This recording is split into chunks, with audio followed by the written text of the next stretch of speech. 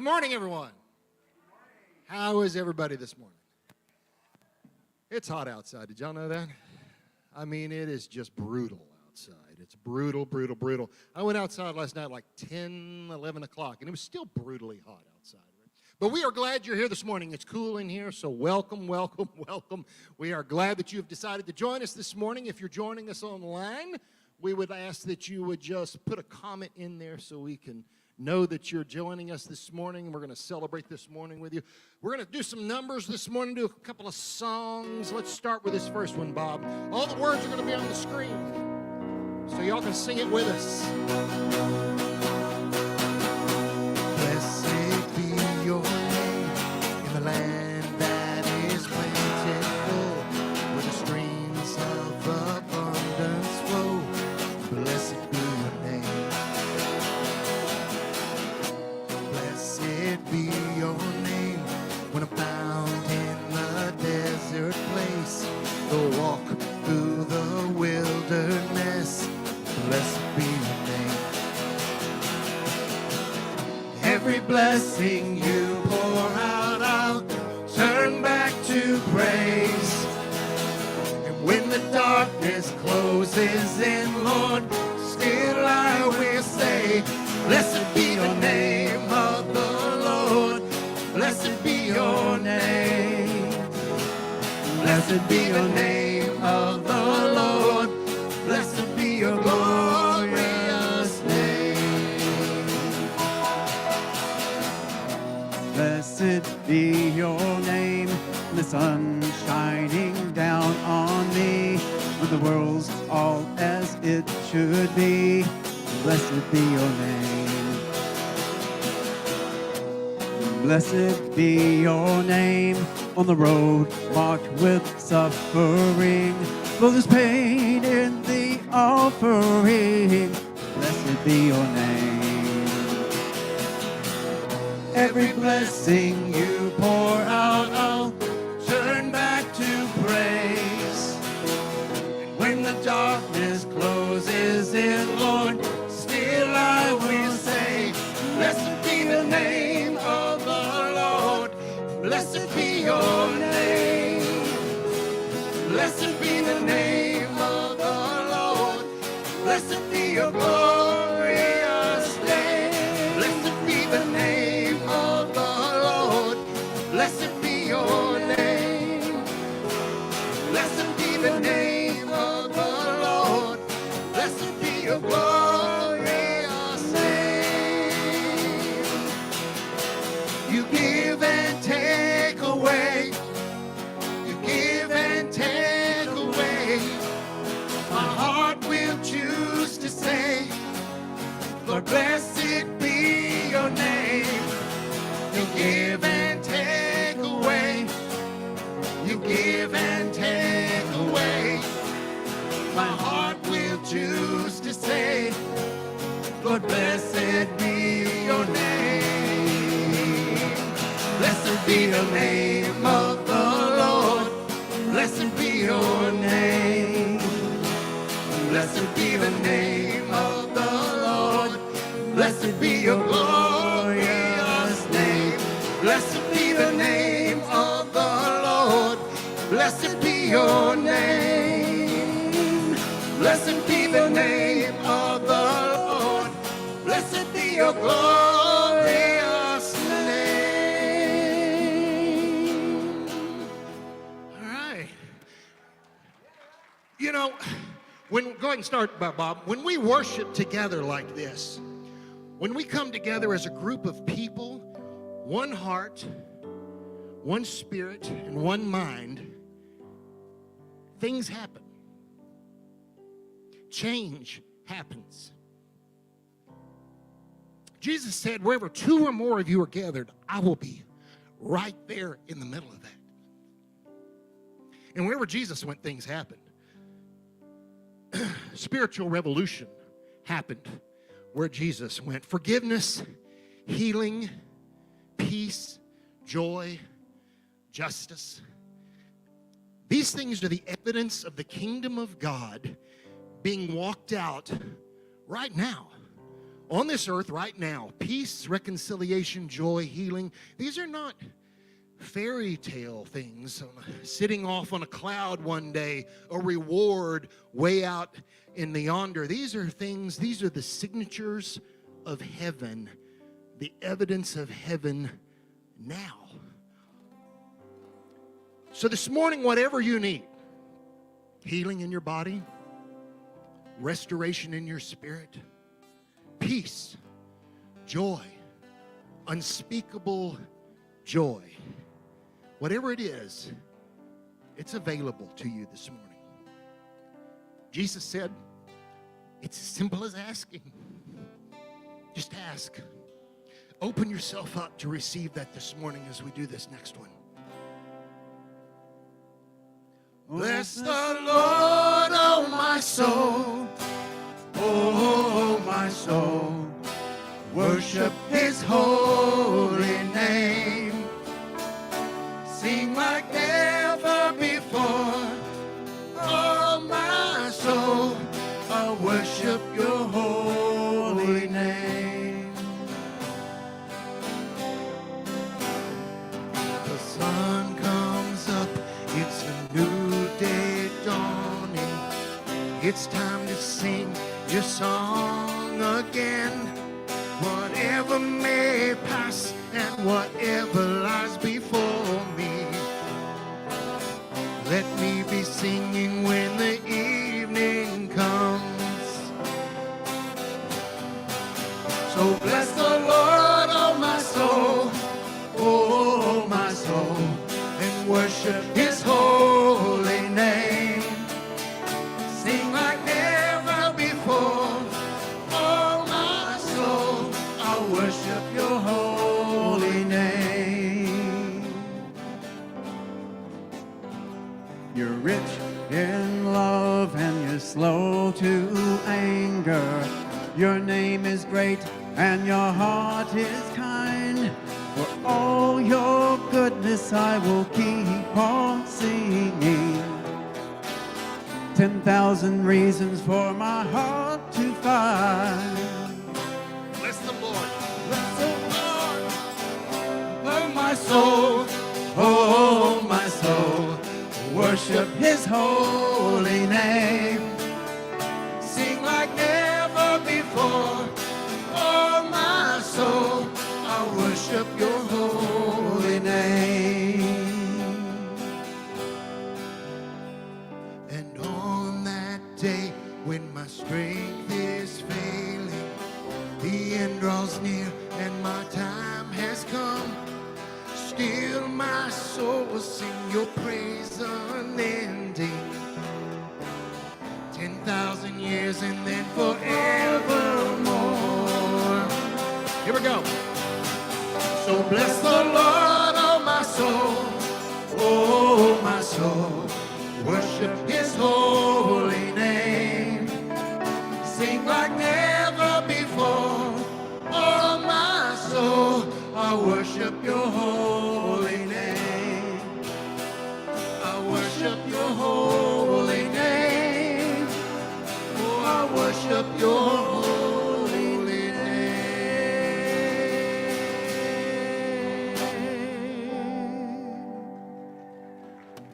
All right.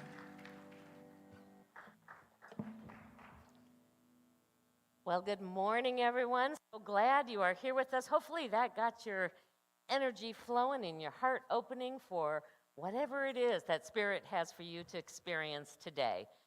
Glad to see your faces, glad to see people letting us know they're joining us out online. And I just want to, if I ever miss yours, please forgive me. But because I know I missed Charlotte's a couple days ago, and I know she's watching, happy birthday, Charlotte. I wish all of you a happy birthday. I'm not very good at always recognizing it because I don't do Facebook very often, and it's just not in my awareness, but happy birthday. And this is a beautiful day. It's a day in which we get to discover a greater sense of purpose and a greater sense of being that God's love in expression into our world, to be the heart of God in our world. We may think we've got lots of things that we've come here to do, But when you boil it all down, it's as simple as that. And that's what we want to inspire and to encourage and to experience so that we can feel that sense of joy and that sense of peace and that sense of oneness. So I just invite you to join with me as we just take a moment to center in to this time, to this place, and to open our hearts and our minds to be ready to receive whatever is awakening within us. Whatever is calling us into a new way of being that expression of love in the world, we say yes. Whatever is calling us to free ourselves from our attachment to those things that may be part of this human walk but are not the guidance that we seek for our own spiritual walk.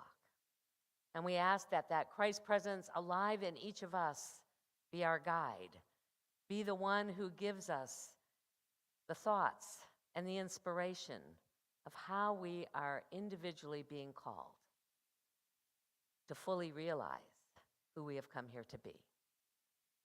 For the way it unfolds on this day and in the days to come, we say thank you. Thank you, God. Amen.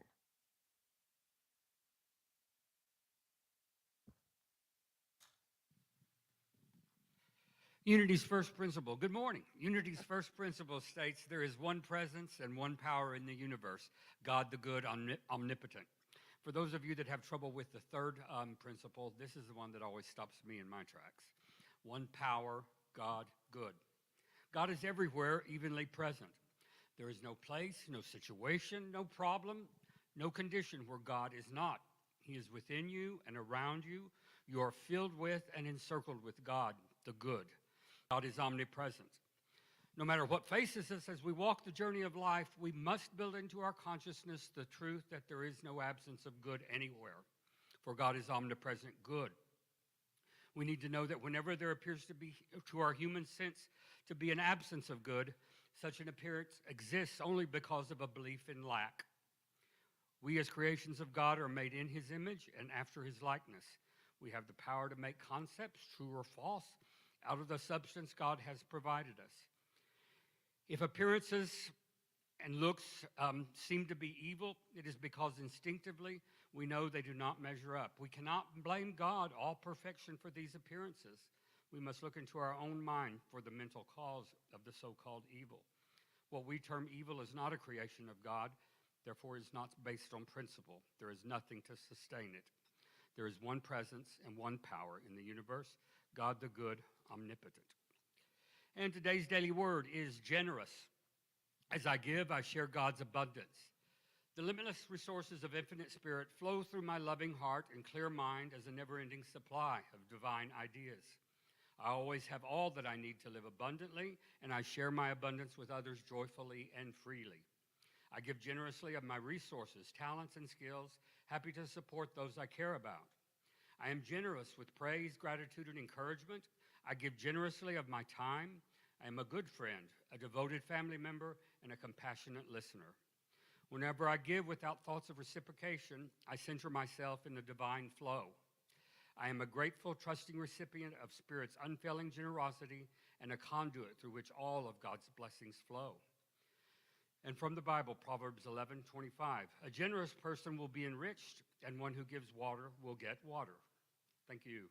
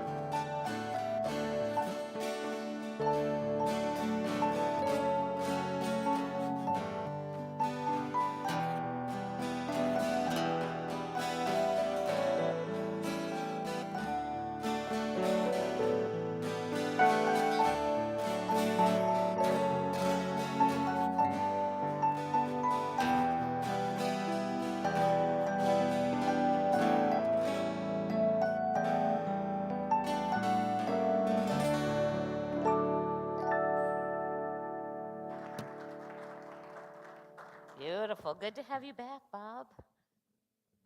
I said, good to have you back. Yeah.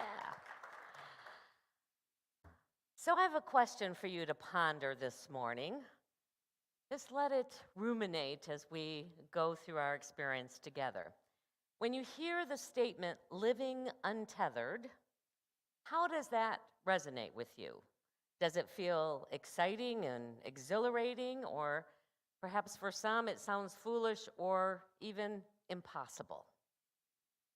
Today we're going to start a series for the next several weeks exploring what author Michael Singer has discovered about some core ways that we can struggle less in this human form, in this human walk, and experience more of our spiritual reality.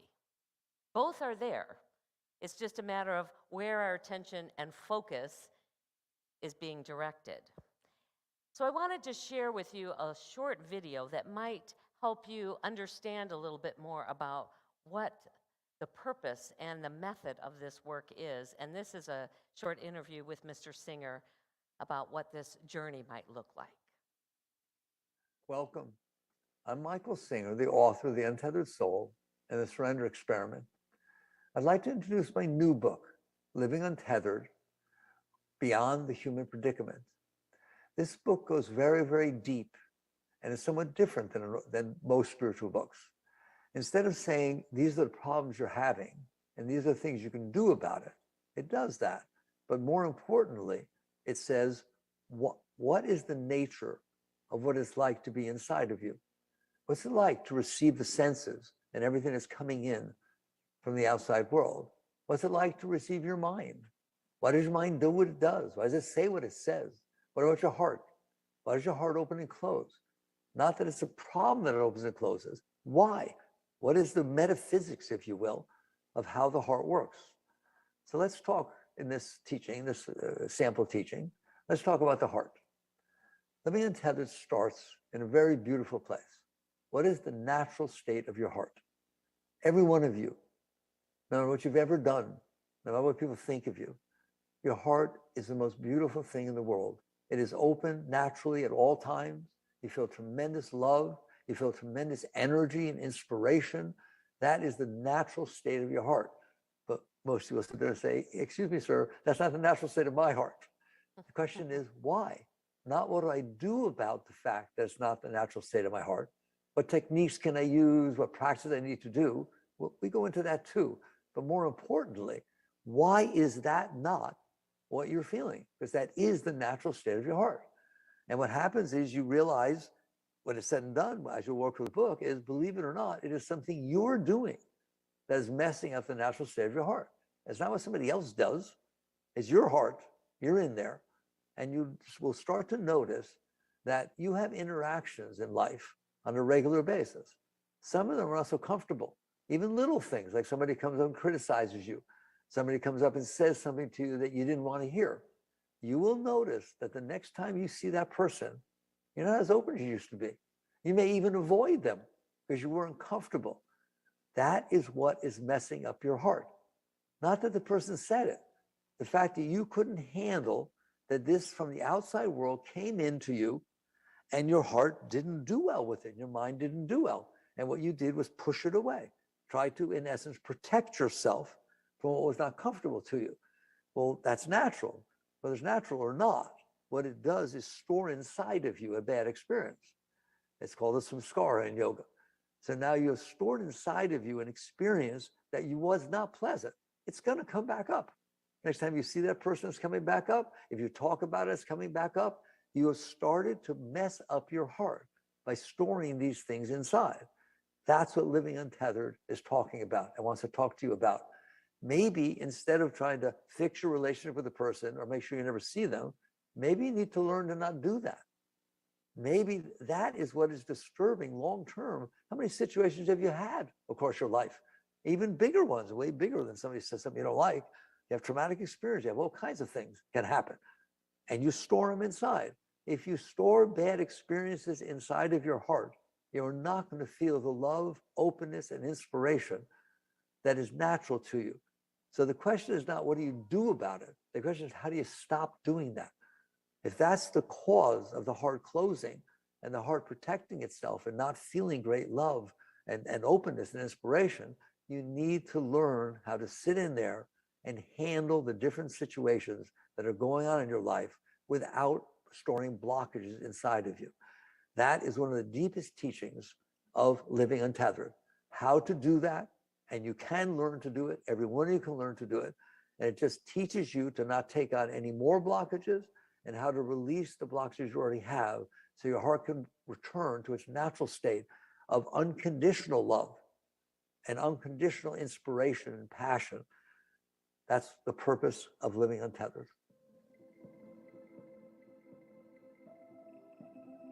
And so, to support us as we are going through this series in that big question of why we live so tethered to this world, it's helpful to take a step back. It's helpful to begin to observe and to understand ourselves in a way that perhaps we might not have done before. If we look strictly from our human perspective, our goal, most people would agree, is to be happy.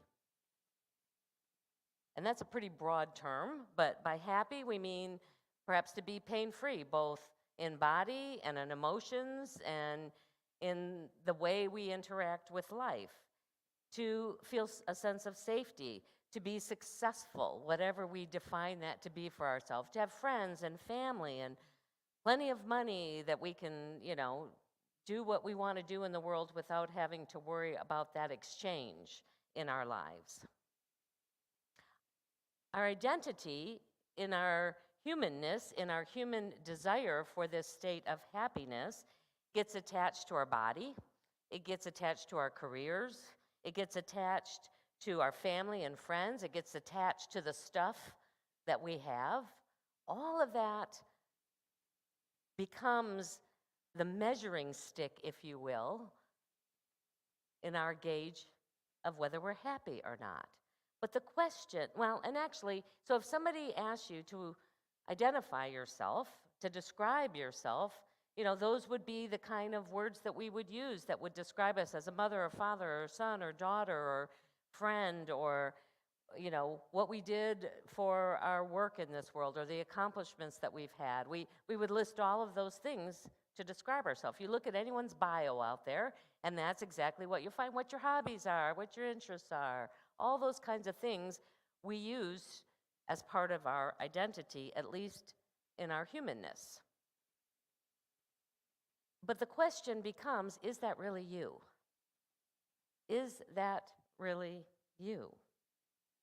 When you're young and you looked into a mirror, you saw a certain image of yourself, and you could describe that image based on the reflection back to you. And as you grew older and you looked in the mirror, you saw a different image of yourself. And yet you still knew that that was you. And even when you age and the differences become more distinct, if you will, is it still you? And you would say, well, of course, it's still me. But the question is that just some reflection of the progression of your body, or is it you? Is it different? Can those two things be separate? You can do this experiment on every other aspect of your life. Imagine this. Imagine you were standing in front of a mirror and magically, miraculously, all of a sudden your body transformed and you were a different skin color and a different gender. It would be weird, but would it still be you?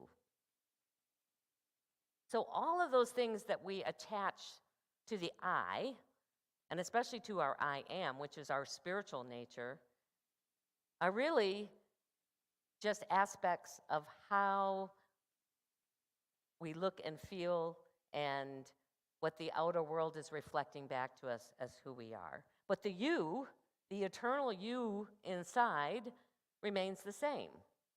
It explains a phenomena that I've experienced, and I experience it more and more as I've now moved into my 60s, because I feel not one bit older. My body, maybe, that's not necessarily true, but the me inside of me has not aged a bit. I may be a little wiser, I hope, but I don't feel older necessarily. So you can take this about any aspect of yourself and ask yourself, but is this really me? Or is it just something I've attached that I'm using to try and define who I am? They're simply reflections in the outer mirror of our life. If you looked at a tall 100-year-old vase, does that mean that you're tall and 100 years old? The reflections don't define who we are, but sometimes we get a little lost in that. When we sit in these inquiries of self, when we begin to realize that we are not our body, our conscious awareness, the part of us that is paying attention, the part of us that is the eternal you, what we in Unity would call the Christ presence, what others might call the divine, the soul, doesn't matter, whatever you want, label you want to give to it, we can see that there is the eternal me that's just looking at all of this, that is able to see that there are those things out there, but I am independent of those things. And this proves true for all the different aspects of the physical realm. We've come into this human experience, I believe, to awaken, to experience, and to express God's love in the world. I want you to hear that again. We've come into this human experience, our eternal you, the part of us that is conscious within us, has come for the simple purpose, for the spiritual purpose, above all other ways that we might do that, to awaken to in more expansive ways and to experience and express God's love in the world. It is the purpose that Jesus came into the world, so that we could know, we could see, we could have a path to know how we can navigate that in our own human journey. And as we connect with that part, as we identify and shift our purpose and passion to that spiritual path that we've come to follow, our perspective begins to shift. We begin to realize that we've come into this human experience to do way more than accomplish what the world would call successful. And the more that we identify with the outer world, with our thoughts and with our emotions, the more that we end up suffering. The more that we are eluded, or the peace and the joy and the open-heartedness of us seems distant and unattainable. Buddha said that all life is suffering, which seems like a pretty negative statement from such a spiritually enlightened person. It's kind of a downer. All life is suffering, you might as well just suck it up and, get through it. But he wasn't saying it to be negative.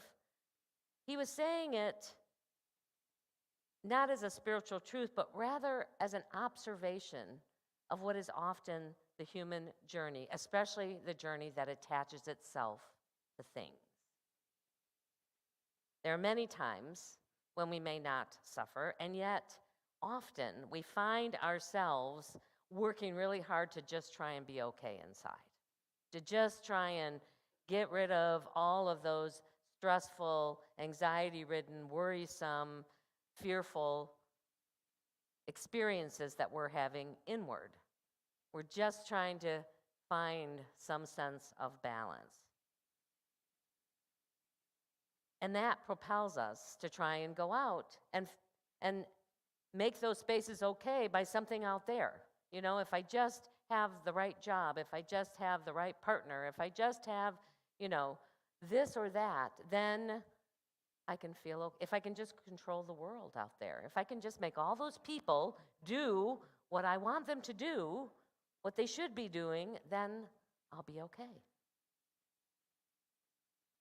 The author writes that a more truthful statement, rather than all life is suffering, might be, I'm in here, I'm conscious, and what I'm conscious of is not always so nice.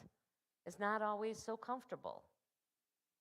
And this becomes a great launching pad for our own exploration of self. What it is, what is it that you experience that sometimes makes it nice inside and sometimes makes it difficult inside? And the suggestion is there's really only three things. I always love these triads. Three is such a spiritual number. And from this perspective, the three things that affect whether it's nice or not so nice inside from our human world is our thoughts, our feelings, and our senses. The outer world, we're getting lots of input from it, so that can have an effect on our inner state of being. Our thoughts and our emotions have an effect on our inner state of being. When we have thoughts, they might be pleasant thoughts, they might be unpleasant thoughts, or they might just be neutral thoughts. You know, those kind that just float by your mind and then they keep on going. Those are pretty easy to navigate. It's the ones that we attach ourselves to, whether they're pleasant or unpleasant. And I want you to think about this. You have thoughts, but the thoughts are not you. You have a thought, but the thought is not you. You have a feeling, but the feeling is not you. You have senses that you bring information in, but those senses are not the you, at least not the you that we're talking about this morning. It's interesting that our thoughts and our emotions are so closely tied together. And we say that, you know, that's one of our principles is we experience life through our thoughts and our feelings. And those are all informed by our beliefs, and that's how we experience and express life. It's very rare that you will have a really negative thought going on and yet feel this open expression of love in your heart. It's pretty tough to do. So they're very closely tied together. And these three inner experiences are the arena in which we'll say your consciousness, your awareness, plays the game of life on planet Earth. He calls it a three-ring circus.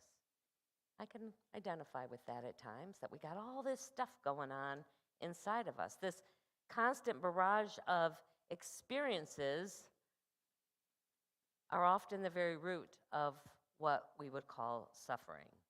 Unless we'll never get rid of those things. Those are going to be part of our experience. But unless that we can connect with, be aware of, and allow that inner you not to be attached to those things that we're receiving, those streams of information, that it can begin to know that they're there, but not claim them as that identity of self. So untethered living invites us into a journey of self-discovery. At our core, our thoughts, our emotions, and the outside world really don't matter. What matters is the you that's in there and how the you that's in there navigates and manages those thoughts and emotions and stuff in the outside world. Living inside is a journey to find the seat of self, the you. And when we discover it, that is the most beautiful expression of the universe. It's alive within you. The kingdom is within you. That's the way we were informed of it in the Bible. And I'm going to suggest, this is another good one to ponder, the kingdom is you. Because that is the you that is alive within. This is what Jesus taught. It's what all the great spiritual masters have taught in every tradition. It is within you. It is the expression of you. As Kenny said today, there's only one power and one presence, and you are a being of that divine presence, that divine love made into the image and likeness of God, which is good, which is love. You and all of the universe is made of God's stuff. Everything that we experience is God stuff. And the quickest way to know it, the quickest way to have it be a part of the way you navigate through life is to begin to free yourself from all of that inner commotion. The three-ring circus may continue to go on, but you don't have to be in the middle of it. You don't have to be running from ring to ring.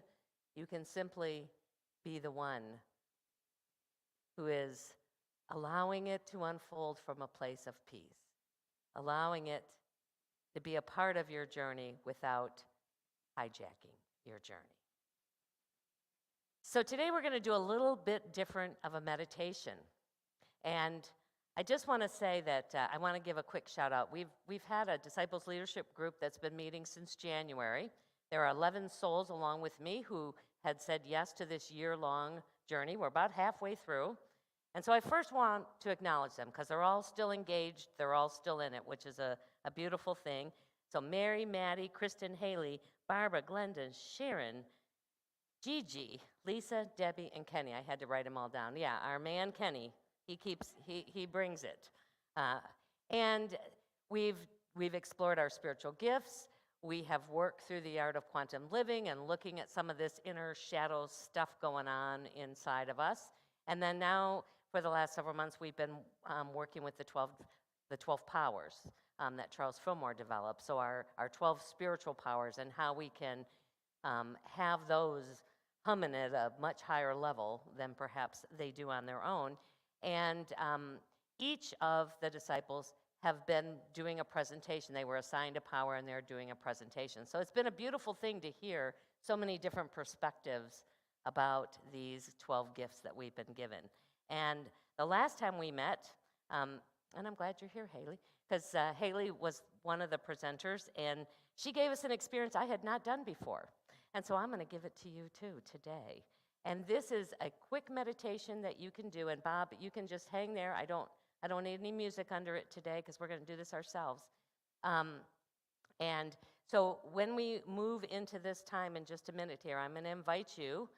We're going to try and block out the outer world for just a little bit and reset our own feelings and thoughts that are going through our mind, whatever they might be in this moment, by plugging our ears. Now, and this is a yoga thing, and some, they would have you do it this way and cover your eyes. If that's not comfortable, that's okay. But if you can do it like this. But you really do need to plug your ears. You won't get the experience unless you plug your ears, and then you're going to hum. You're simply going to, and we're going to do 5 deep breaths. Hum the breath out. Breath, hum the breath out. I know for those of you who go, I don't like doing these things, just try it with me. Just try it. Close your eyes. Everyone's going to be doing their own thing. And trust me, you won't hear what's going on out here. You won't hear somebody else's pitch of their hum. You're going to be doing your own. And we're just going to do that for 5 breaths, and then we'll walk out through it. And it is a reset. If you're ever looking to interrupt stress, worry, fear, something going on, this helps this inner reset. All right? And those of you at home, you don't have to worry about it. Just do it, because nobody should be looking at anybody else doing this, because you should all have your eyes closed and your ears plugged. So if you can do it just like this if you want, or like this if you want, or over your eyes, whatever's most comfortable. Ready? We're going to just do it at your own pace. Deep breath in, hum out that breath. Deep breath in, hum out that breath. Ready? Here we go. Breath in.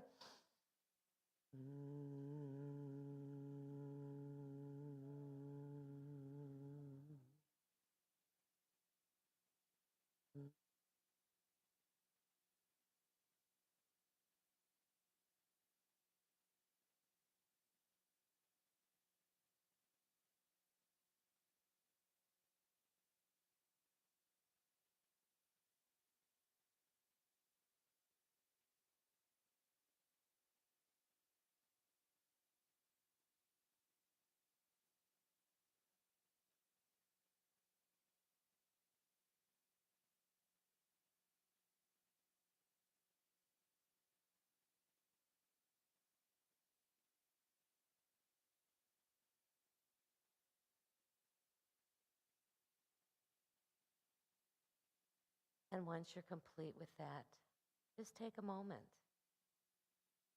Ask that you alive within you to enliven your thoughts and to expand your heart so that you're living in the absolute abundant joy of the universe.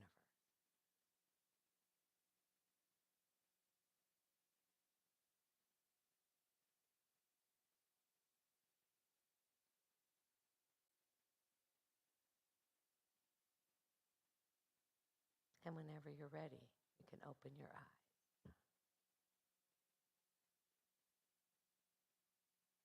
I just encourage you to try this as you're going throughout your day. If a moment arises where all of a sudden the stress hormones are flowing in abundance, now, you don't want to be in the middle of a restaurant, and you can, it just depends on how comfortable you are.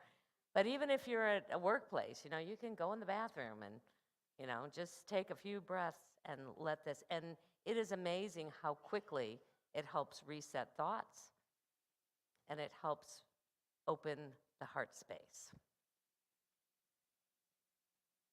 One of the things that we look to in unity is the life and the teachings that Jesus offered to humanity walking this path. And it's interesting that we can find ways in which we see what may be a very Eastern teaching, or perhaps even teaching that feels much more modern than what was happening at the time that Jesus was on the planet. But the issues haven't really changed, and the instructions haven't really changed. Jerry, can you one more time, please? All right. So if we look at how Jesus walked through his life, we see that he navigated with almost no attachments, no possessions. We don't hear much about family, brothers and sisters, and we know he had some, but we don't really hear that there's a lot of, drama going on in his family life. He navigated through life being present at whatever was happening in that moment.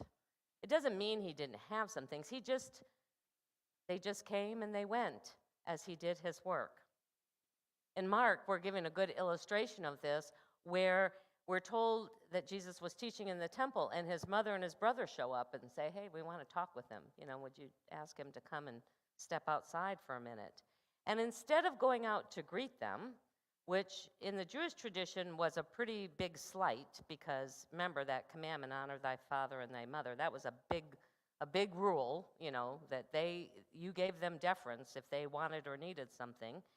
He looked at those he was serving in that moment, as those who he's speaking to, and he said, you are my mother. You are my brother. You are the ones that I am present with right now. And with no human attachments, then his mission could be fully about the spiritual mission that we are all given, to be that expression of God's love in the world, to be God operating through the human heart, as MLK said last week. He knew that every moment unfolding before him was a chance to serve, was a chance to raise the energy, was a chance to awaken people to something that they perhaps were not aware of up until that moment. And yet each moment was just one that was passing by. It wasn't, I really liked this moment and this moment was off. It was just present in whatever was happening. And we can begin to start that process in just whatever we're doing, being mindful that even the simplest of acts, a smile, a kind word, are just as much service to God as any of the big stuff that we might be called to do. So I want to end our time together this morning by doing just that. One small connection, one small kindness with each other. So if you're able and willing, I'd like you to stand up. And if you're comfortable to find a neighbor closest to you, And especially someone, you may not know, you might want to stretch a little bit and just turn around. And if they're open to it, shake their hand. Or if you'd rather not have contact, you can just take the namaste pose and say, peace be with you. Peace be with you.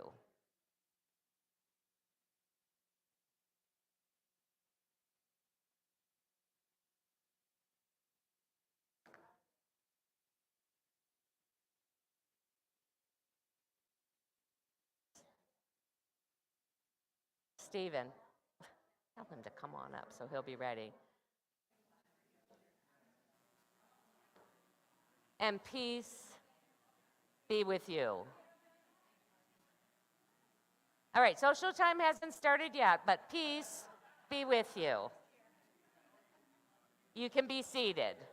This is why we don't do it that often, because it's hard to get them all back in here. And Stephen, you're up, honey. Peace be with all of you.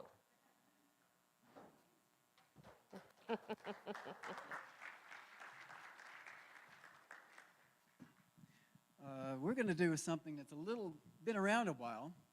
It's from one of my favorite of all groups.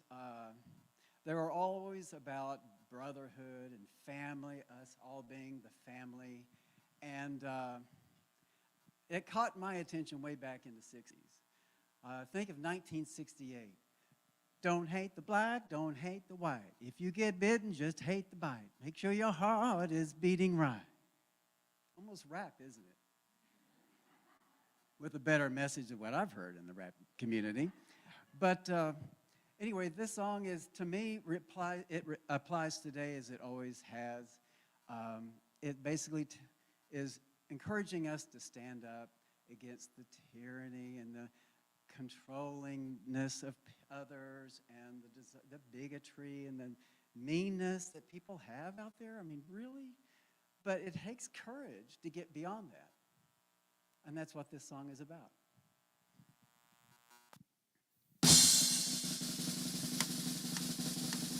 Stand, in the end, you'll still be you. One that's done all the things you set out to do. Stand, there's a cross for you there. Things to go through if you're going anywhere. Stand for the things you know all right. Is that true that the truth makes them so uptight? Stand all the things you want all real. You have you to complete and there is no deal. Stand, stand.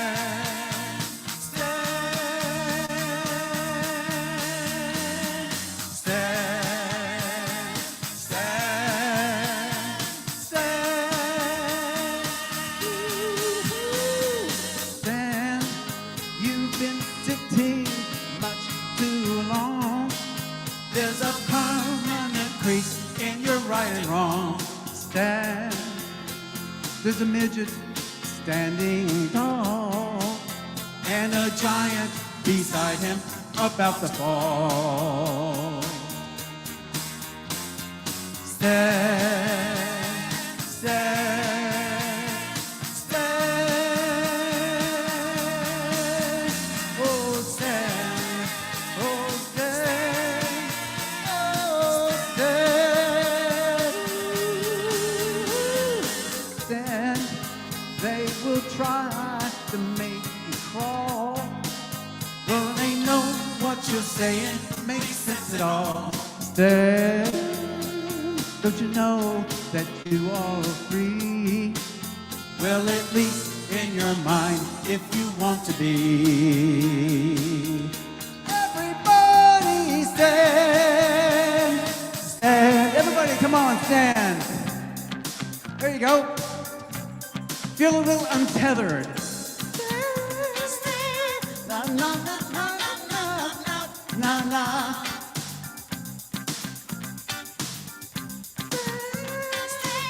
Na na na na na na na na.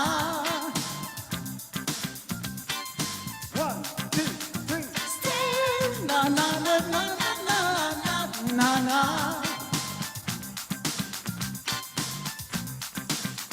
Stand na na na na na na na na.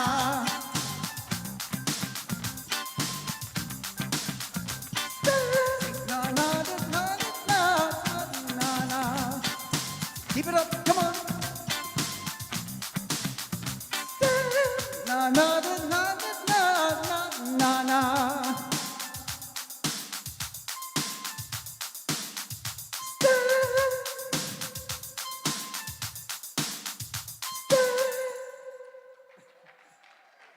Give yourself a standing ovation, everyone.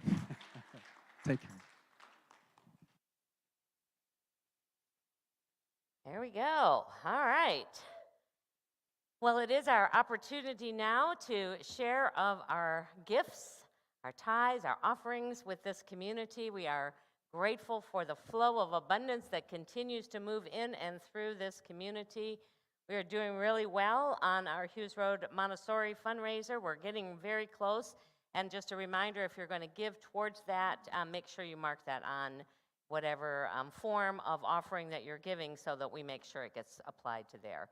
But we just celebrate all the good that is flowing in and through our lives, and we join together and hold whatever gifts we're sharing today, or the energy of those gifts, as we give through our committed giving program in our hands and in our hearts, and bless them together.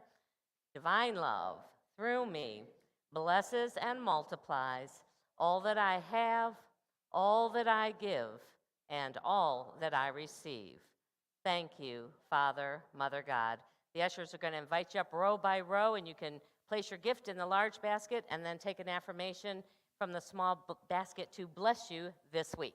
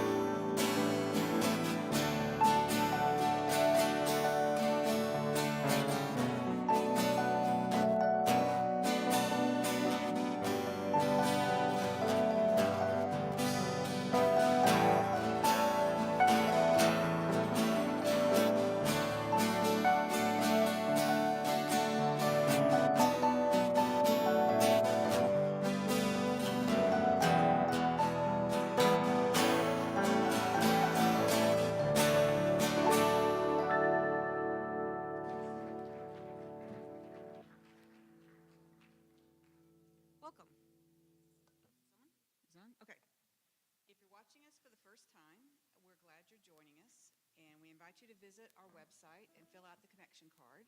And if you're sorry, up here? Okay. Should I repeat? Okay.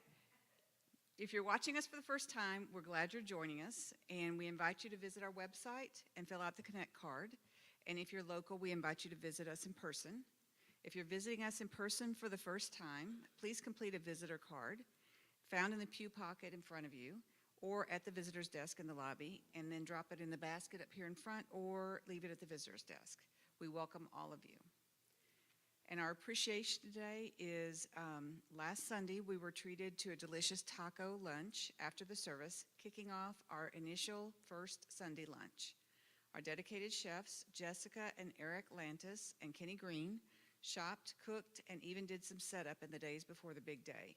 We're also grateful for those who helped with cleanup, which was a big job in itself. So to Jessica, Eric, Kenny, and the cleanup crew, we love you, we bless you, we truly appreciate you, and we behold the Christ in you. Namaste.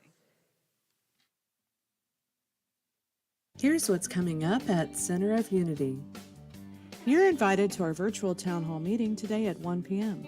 The board will be available to update you and to answer your questions, so please be sure to attend. The Zoom ID is on the screen, or you can access it from our website or the COU app. Our nursery is growing and we need your help. It's just one Sunday a month. Please see Debbie after church for more info. For every 1,000 people who can give blood, only 4 do. Summer is traditionally low donor time, so please share the gift of life with others and sign up at the Info Center for our summer blood drive. We're working to reopen Hughes Road Montessori and estimate our investment to be $5,000. If you'd like to make a donation towards this effort, please visit our website or the COU app and be sure to note that it's for the Montessori school. If you have any questions, please contact Reverend Linda, a board member, or Mary Salerno. COU kids are having all sorts of summer fun grounded in Unity principles. To help support these lessons, we're asking for donations of the items listed here. Simply leave your donation in the Youth Ed office or see Debbie after church. We have a variety of online classes available each week. Visit centerofunity.org for more info. There are multiple ways you can make a donation to Center of Unity. You can drop your donation off at the church, mail it to our P.O. Box, visit our website, or use the COU or Venmo app. Your continued support is greatly appreciated. Oh, look, this microphone just appeared back here by me. I don't know where it came from, but I've got some things I need to say. So, how many of you have looked at the July newsletter? Oh, good. I was so worried about nobody looking. You have to look at the newsletter to know what's going on, you know. It lets you know everything. And I have a little blurb in there on how good volunteering is for you. And there's also a picture, and there's a note that says, brace yourselves, the job offers are coming. Well, they're here. And I'm going to go over quickly the volunteer opportunities that are right now available. And very easy stuff. We're going to start with ushering. We don't even pass the baskets. You just, you go over here, you don't even have to say anything. Just, let these people out. They go up and they bless the gifts or they give and they get an affirmation. Then you go over here on this side and you do that. And you do this all the way up to the front and then you're done. Very easy. Now, there's actually an even easier opportunity than that, and that is greeter. You open the door and say good morning. Let them in. That's it. Then you have the welcome desk. Now, we do have ambassadors that are already in place, and they are looking for new visitors, people that haven't been here before, and they show them around, give them information. But it would also be nice to have somebody at the welcome desk that's kind of like a backup for them. They could be off showing somebody around and somebody else could come in. So you're there just to answer questions, offer information. Then we have a host or hostess. Now every Sunday we have people that bring in food for snacks and stuff for after the church service. They usually put it on the counter. Well, you may have to open something and make sure there's some plates out there. Just kind of set it up. And then at the end, which is about, by noon it's clearing out. So make sure everything's just cleaned up. And if they haven't taken it with them, put it up. And that's all. And you don't have to do any of this every Sunday. Just one Sunday a month. Okay, bookstore. Well, we have a volunteer that has graciously volunteered to work the second Sunday. And it would be nice, though, to have alternates, subs, or if you're interested in maybe in the future working in the bookstore, it's kind of a fun thing to do. Here's what you do. Show up on the fourth Sunday, go in the bookstore, and Debbie Holt will be glad to show you how it works because you don't want me showing you. You don't. My customers have to help me. So you want to make sure it's the fourth Sunday. Debbie Holt is our master trainer. Okay? Let me see. We got a couple more. There is a need for Sunday school teachers, and as you saw in the announcements, nursery helpers. You need to see Debbie Franz about this, and she'll be coming in with the kiddos here in a little bit. Now, there's a couple of things during the work week, and the work week is Monday through Thursday for the church. In the sanctuary, just coming in one day, making sure the little envelopes on the back of the pews are all filled with the information that needs to be there. Pick up anything from the previous Sunday, just kind of in general, spruce it up. And make sure the coffee part is set up, the coffee area out in Fellowship Hall. That's all. You pick the day, one day in the week.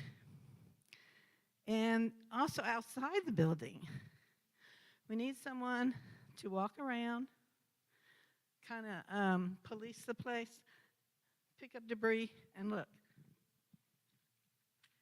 You have this. You don't even have to bend over. Pick it up, put it in a little trash bag. You don't even have to bend over. Just walk around, one day before Sunday. See how easy all this is? One more thing. We could use a list of people to call on during the week between Monday and Thursday in case they need help in the office with copying or mailings or whatever. And there is a sign-up sheet out in the hall in the info center. So sign up. Thank you, Kristen. Sign up. And that's it. Thank you. All right. Do we have our kids back there? I believe we do. Yes, we do, Bob. Let's go ahead and bring them in, shall we? This little light of mine, I'm gonna let it shine. This little light of mine, I'm gonna let it shine. This little light of mine, I'm gonna let it shine. Let it shine, let it shine, let it shine.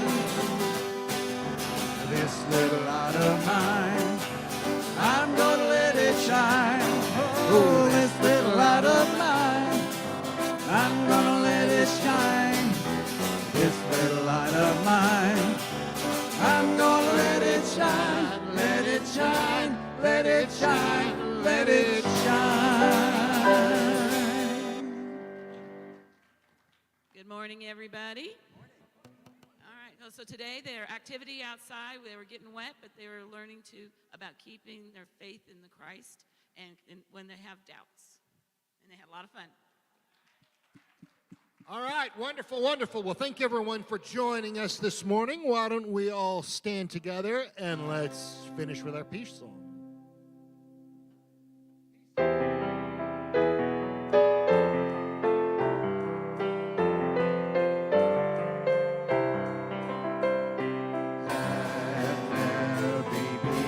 On earth, and let it begin with me. Let there be peace on earth, the peace that was meant to be with God.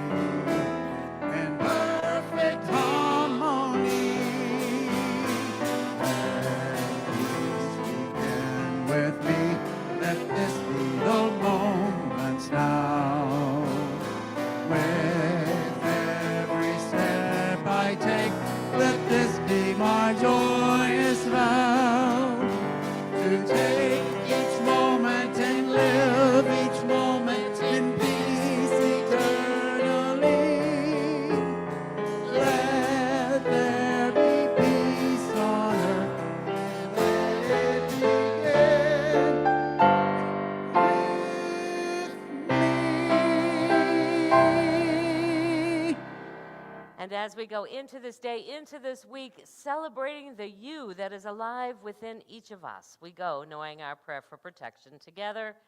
The light of God surrounds us. I am the light of God. The love of God enfolds us. I am the love of God. The power of God protects us. I am the power of God. The presence of God watches over us. I am the presence of God. Wherever we are, God is, and all is well. Join us in fellowship for some snacks.